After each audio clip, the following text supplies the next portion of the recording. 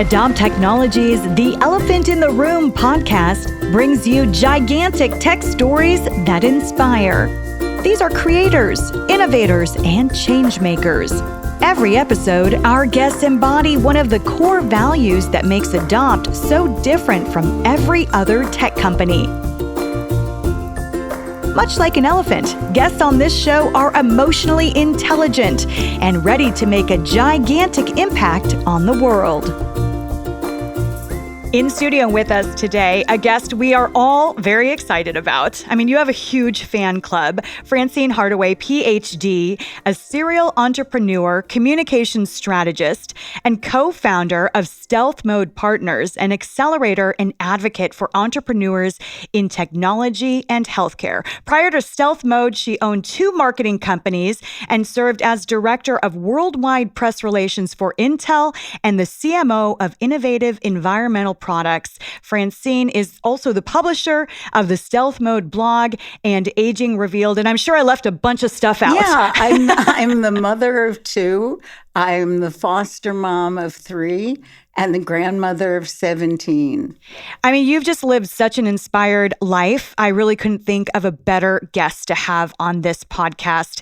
You have been supporting women in tech for 50 years. Yes, and this is why when all of this stuff about women's movements comes out and women are fighting for things like abortion rights, we did that already in the 60s. It's so upsetting how slow it is to bring about change. How did you get your start in tech? Randomly.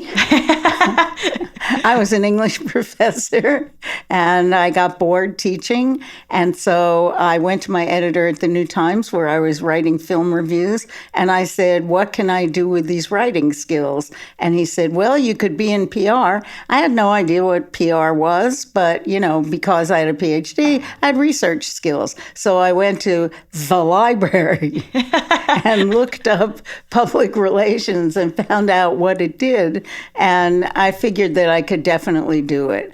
And so I sent out a press release, looked up the format, sent out a press release and announced that I was in public relations. But before I did that, I did what Steve Blank now calls leaving the building and talking to your customers. I had a lot of friends at the time who played tennis at Phoenix Country Club like I did. And I had meetings with all of them. And I said, if I were in PR, would you hire me? And what would you ask me to do? And when 3 told me they would hire me and told me what they wanted me to do and were actually kind of enthusiastic, I just quit my job, which destroyed my marriage. But I quit my job and sent out the press release that said, Hardaway Connections has opened for business. And I started in real estate development because that was Phoenix, real estate development.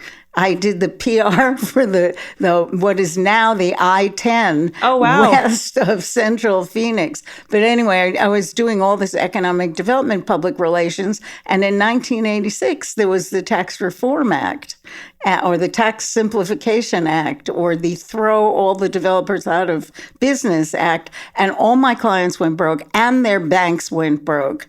And I by this time was the single mom of 2 young kids.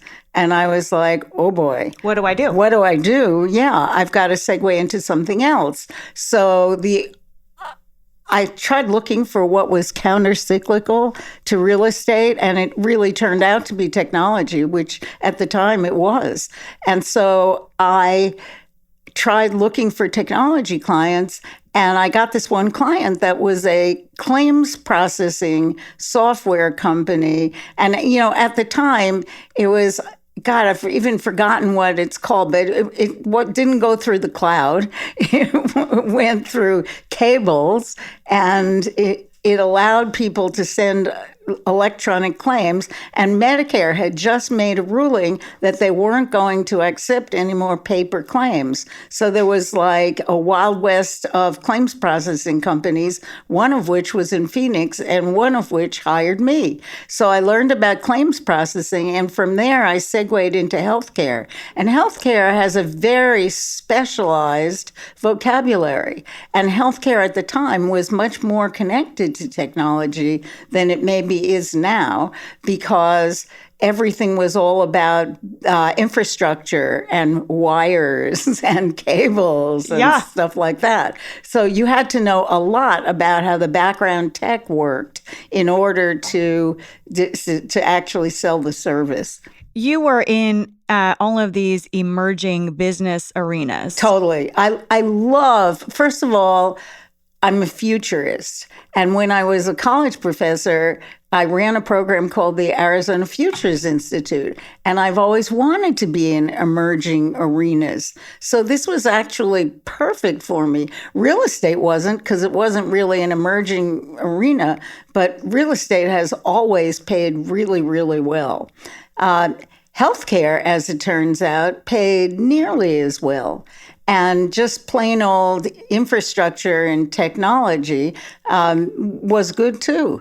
Can you talk a little bit more? Because I imagine so many folks who are going to be listening to this show are futurists. They're innovators. They're people who want to dig deep and push themselves past their own limits. Yeah, you know, those are all buzz phrases. Yeah. You have to go where your curiosity leads you.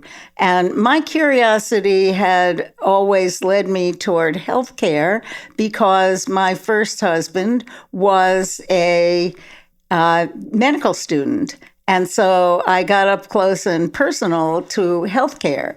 And the electronic claims processing was not the kind of healthcare that I loved, but it was a part that would do to get me into the field. And then I went to work for the first HMO that operated in Arizona.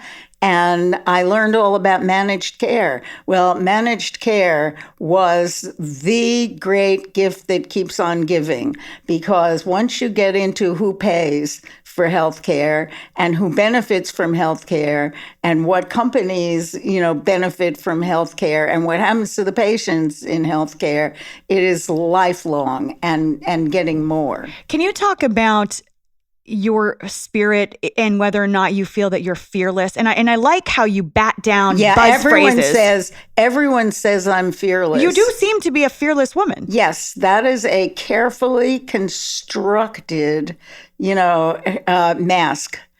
I was just trying to think back on it. First of all, I had 3 successful businesses, counting Stealthmode, and I have never felt successful. Never.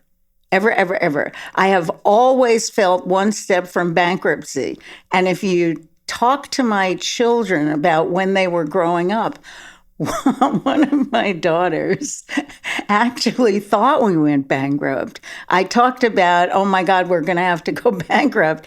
And I prepared for it. I mean, my best friend and my running buddy was a bankruptcy lawyer.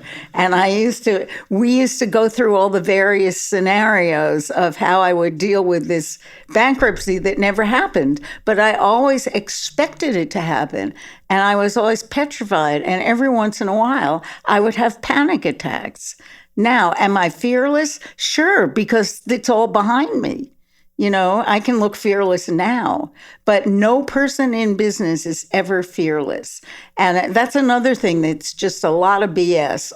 The whole entrepreneurship thing, so much BS. When I was doing business in Silicon Valley, what I learned was how many entrepreneurs either committed suicide or came close to committing suicide because in fact, there were so many of them, that if they failed, they felt like they had to kill themselves. And what happened was that the entire industry had to take a look at this. And that happened maybe the beginning of the 21st century. The entire industry started looking at itself and saying, okay, we can't do this. So we have to turn around our feelings about failure. And the venture capitalists basically started that because they felt that they would like to invest in somebody who had failed once, because that person would probably be a better entrepreneur, which I actually do believe is true. Because you do need one failure. It's kind of like your trial marriage. Where you get a chance to do whatever it is that you do wrong, and you learn, and then you try to avoid the minefields. Tell me about stealth mode on the subject of entrepreneurs, because that's your focus in large part for stealth mode. Right. Well, after I sold my second company to Intel, which, by the way, I didn't realize, I didn't even have the terminology for the word exit.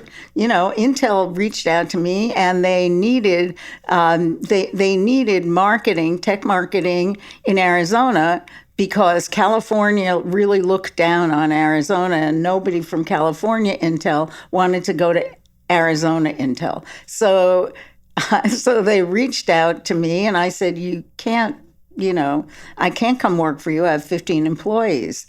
And they said, well, fine, we'll take your employees. And I'm like, well, I have an office lease. Fine, we'll pay off your office lease. I had no idea that I was negotiating. Right. Do you understand? Right. It was like from the heart. Mm-hmm. These are my circumstances. Take it or leave it. And I never thought they'd take it. I really didn't, mm-hmm. because I kept asking for, and my people need new laptops. And, but I really, even after 20 years of owning businesses, I had no idea what a small nit I was on Intel's balance sheet. Right. And I kept saying, can we have 5 more laptops? And they would be like, sure. Can I have a signing bonus? Sure. I was like, oh my God. And so they did it, and the deal got signed. And I went to work in Intel, and I was like, oh my God, I'm in Intel. I don't know one single thing about semiconductors. I have to learn a whole new industry. But, Ed, my partner in Stealth Mode, has a phrase for me, and it's called a phrase for how I operate. And he is like, Francine jumps while I'm still packing my parachute. He's like, I'm packing my parachute, making sure that it's going to open. Francine jumps without a parachute, and she always lands in a pile of feathers. And it is very weird. I have followed my instincts. I have followed my heart's a terrible word to say in technology, but I have followed my heart. I have followed my gut reactions, and I have always come out well. And I don't ever see that until after the fact. You brought up something there interesting. Is there room for heart in tech? Well, yes. I mean, now there really is room for heart in tech, because so much of consumer social media, is people. There has been a significant shift. There has been a huge shift. First of all, there are many more women in tech. They used to be 0. I cannot tell you how during the first 20 years of my career, I was the only woman in every room, but everyone my age will tell you, that they were the only woman in every room. Well, where were we? We were spread out across the country, but there weren't that many of us. So most all of us lived in a man's world. And in a man's world, you would say things. And here's a perfect example. I got into Intel, and I was supporting this group that was doing handheld, at the time they were called handheld computers. And it was about the time of the Apple Newton and the Palm Pilot, and it was just at the beginning. And Intel had a meeting one day, and I was in it, and they said, well, we're going to shut down this handheld computer unit because it's not making any money. And I said, don't do that. It's just on the verge. It's just starting. And they were like, yeah, but the Newton has just failed. And I, as a woman who had traveled through airports with a compact computer that weighed, I looked it up the other day, 50 pounds, thinking of that as a portable computer, I was like, no, you don't understand. Women are coming in the workforce in droves, and they're going to love handheld computers, and it's going to be fine. And these engineers rolled their eyes and looked at me and they said, where's your data? And I said, I don't need data. I have 20 years of experience and I am the market. And they were like, you're a data point. And I was like, okay, when is this year up? And you've asked me how Stealth Mode got started. Yeah, I mean, I am so fascinated really by so many components of your story. And you talk about being the only woman in the room. Did that bother you? I didn't notice it most of the time, but I realized afterwards, and especially in the last 2 years, spending so much time on Clubhouse, I realized that the stuff I endured, my butt has been grabbed from every conceivable angle. And I never thought to say anything about it because that's just the way it was, especially in tech. People hit on you. They hit on you at conferences. A lot of stuff happened that women in tech just took for granted because you wanted to be in tech. Or anyway, I can't talk for other women. I wanted to be there.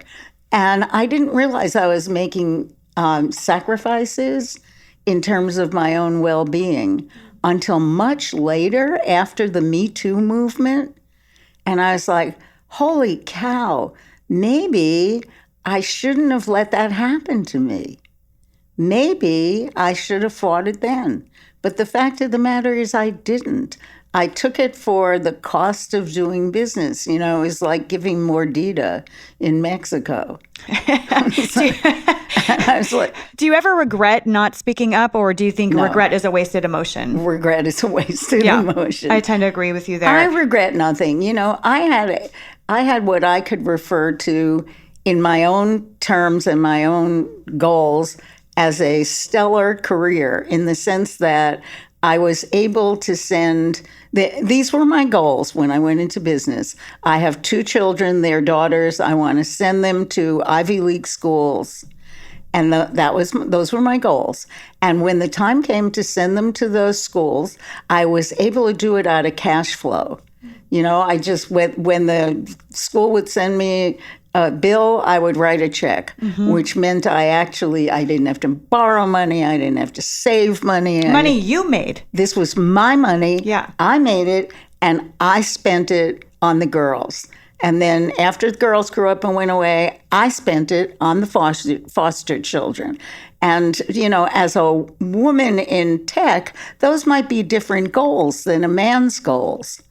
But it's interesting how they led me to pretty much the same place, Yes. And I'm not sure what I would have done if I had been a man. Would I have swung for the fences? Would I have borrowed money? Would I have done what I now know is the normal thing to do? Would I have raised money?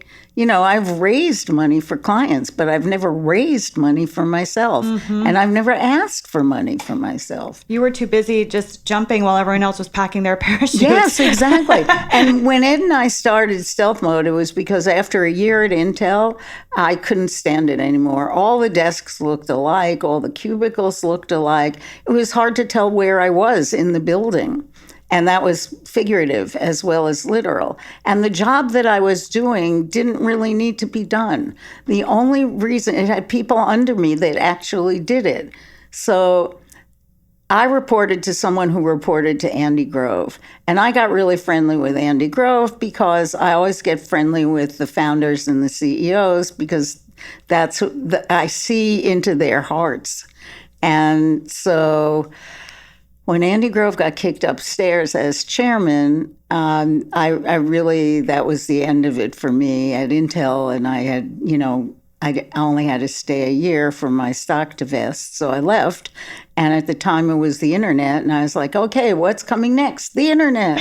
So I found this guy, Ed, and he had this group called the Arizona Internet Professionals Association, and he had grown it to like almost 3,000 people. So this was a signal to both of us that there was opportunity. And it was during the dot-com bubble, and we decided we were going to start this accelerator. And we went ahead and started it, and we raised $8 million for the first company that we raised money for in it. Well, you couldn't possibly have more hubris than that. Yeah. And then the bubble burst and the party was over. When you came into contact with Ed, you were telling us a story before we started recording that you said to him, I'm a middle-aged short woman. Oh, I need to team up with you. How old were you at the time? Let's see, 55, and Ed was 27 or something. So 55 years old, woman making another major transition. Yes, exactly. Into something new. Yes, exactly. And then, once we started Stealth Mode, we had to bob and weave and change the business model for Stealth Mode every few years because the market changed so much. And finally, tech companies, there used to be nobody teaching entrepreneurs how to run a business. And then suddenly everybody was teaching entrepreneurs how to run a business. And that's kind of when I decided that I would bow out of teaching tech entrepreneurs how to run a business. And that's when I started the Arizona Entrepreneurship Conferences. And I started a foundation called Opportunity Through Entrepreneurship Foundation. This was, I'm going to say, 2008 or 9, because I realized that my foster kids did not have access to all of this, knowledge about how to run a business. They had a lot of skills and they could run businesses, I would guess, but they needed some polishing. So I switched into marginalized entrepreneurs, and that's kind of where I've been until I switched into Clubhouse, and I became an investor in Clubhouse, and then I switched in, and I at the same time switched into cryptocurrency, and so now I'm off the deep end in the in the deep water again in NFTs and cryptocurrency, and I've realized now that that's where I want to be.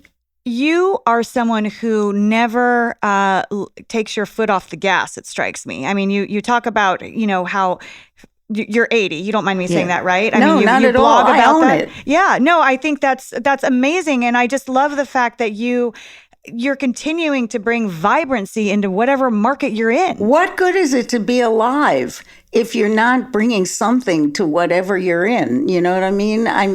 I'm like, I have a lot to contribute. I've seen so much that I'm like a piece of living history at this point in my life.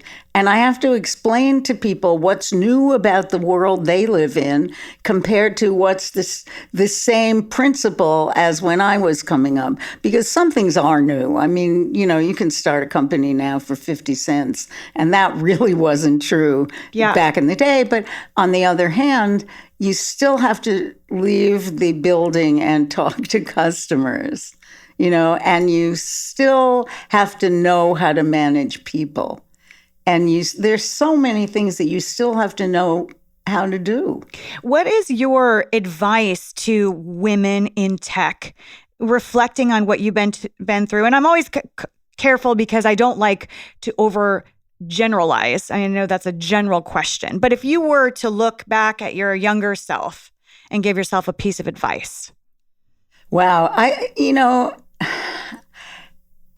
Learning as I went was what I did, but you don't have to do that anymore. You can learn how to code when you're 3 now. I taught myself to code when I was about 76. That is so cool, by the way. There's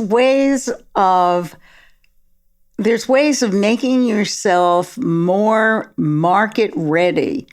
And you need to like look out. You need to have like a broad horizon, and you need to scan your broad horizon every day and try to figure out where markets are going and try to put yourself in the path of where the market is going. And this is not just advice for women.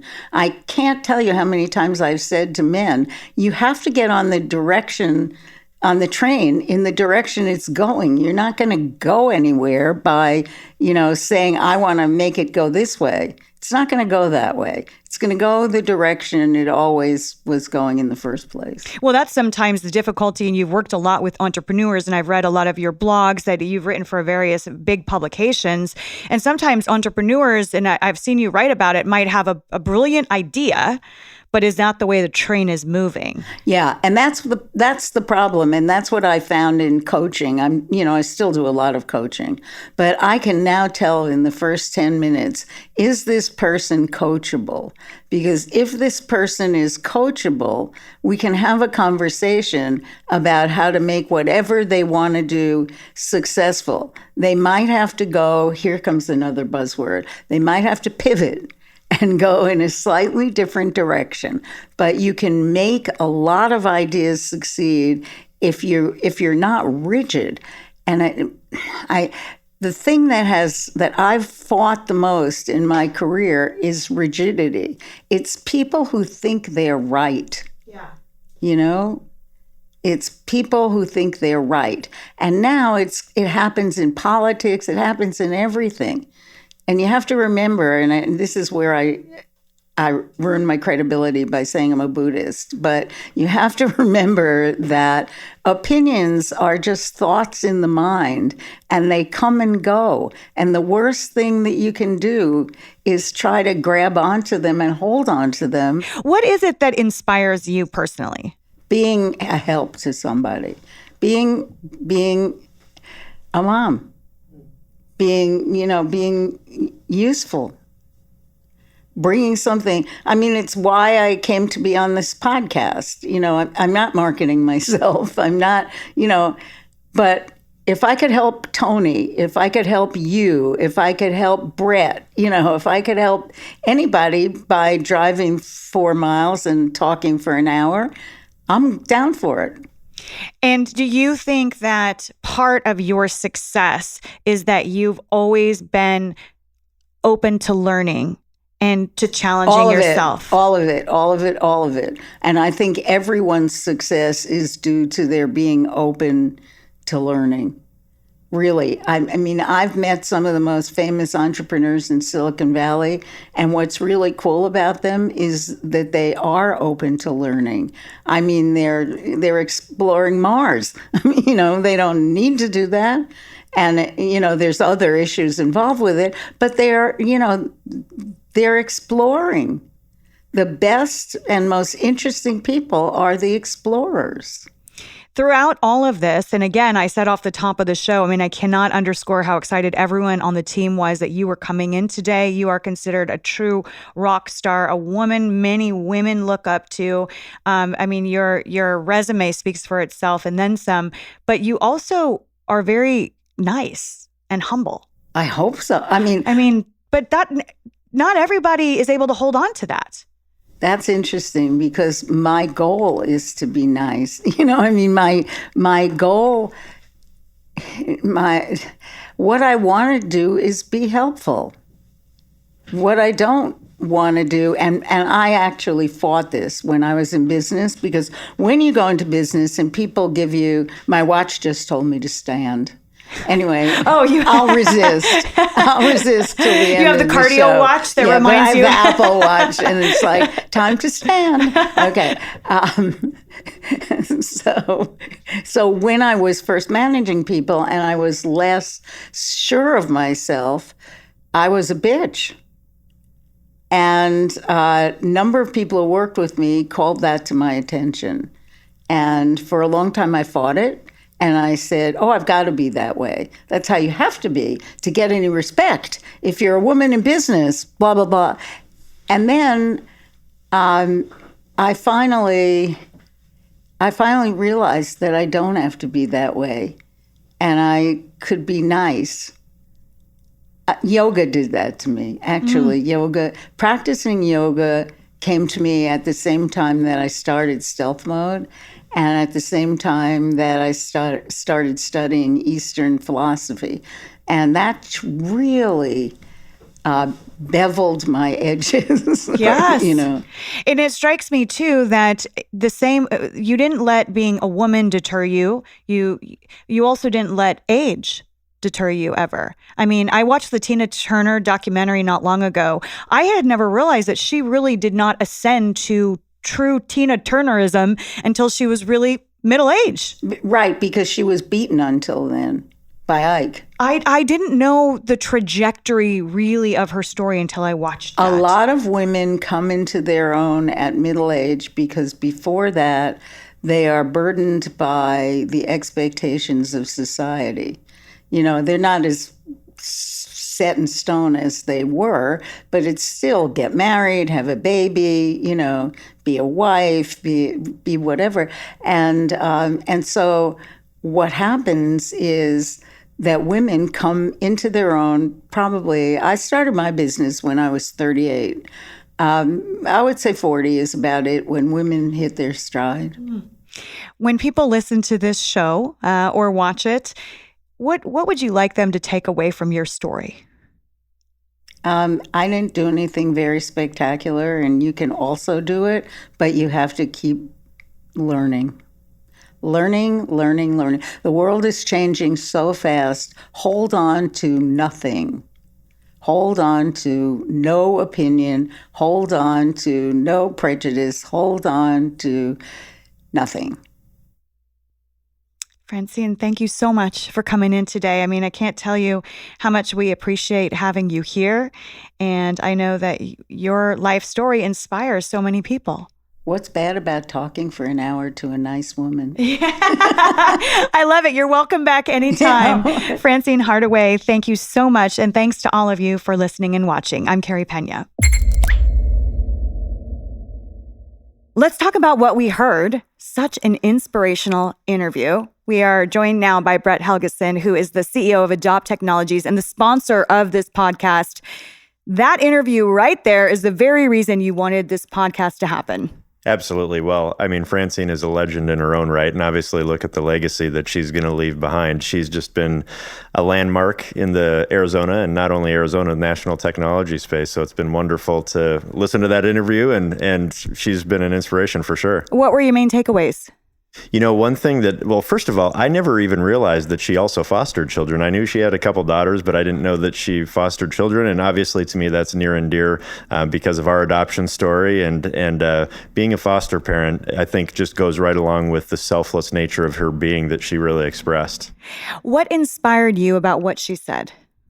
One thing that is amazing to me, obviously the component of always being willing to learn, right? Success is about your willingness to be able to learn from others. And then having the courage to obviously pivot, and to go with your gut and to be able to make changes based on what you see in the horizon. I think what is amazing to me, though, she is, from a never-ending learning perspective, yes. To start to learn how to code at 76. Yes. Blew my mind. Yes. Like, it is absolutely amazing. And so I think she's just one of those pioneers. She's not afraid to try anything. And it's such an admirable quality to have. What do you think Francine's story, what do you think that says about the world of tech? Because she was ahead of her time. She talked about how she was a woman many times in a room full of men. It's changing, but not as fast as we might like. But what do you think her story says? Yeah. Well, first of all, it's still difficult to find plenty of women in tech. We struggle to find candidates that are moving into that industry consistently. But her story as a whole, and she talked about this a little bit, just some of the stuff that she went through, going through obviously male-dominated industries, which are still significantly male-dominated, and the type of things that she, quote unquote, just considered a cost of doing business is just horrific in a lot of ways. And I know that a lot of that stuff still exists.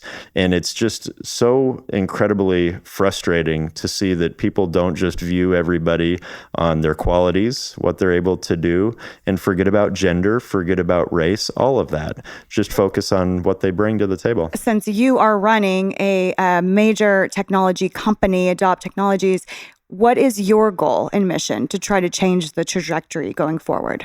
Well, I mean, we want to be a destination employer and a destination IT partner. And so in order to do that, you got to be the best on a lot of fronts.